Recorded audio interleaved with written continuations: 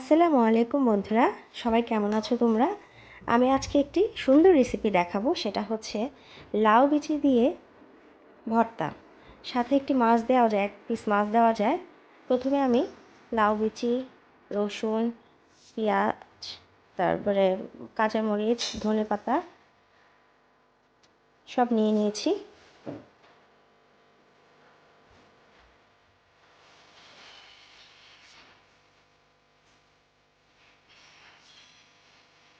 এখন আমি একটি কড়াই বসিয়ে দেবো। কড়াইতে একটু তেল দিয়ে সবগুলি সুন্দর করে ভেজে নেব। সাথে এক পিস মাছ দিয়েছি।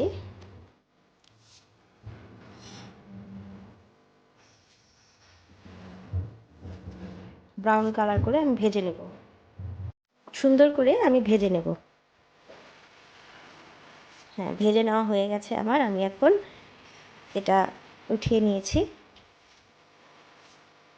এখন আমি হামানদিস্তায় এটা পিষে নেব।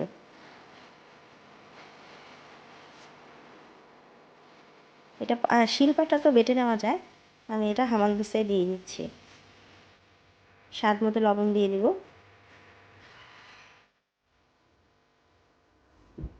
লবণ দিয়ে দিয়েছি। এখন আমি এটা পিষে নেব।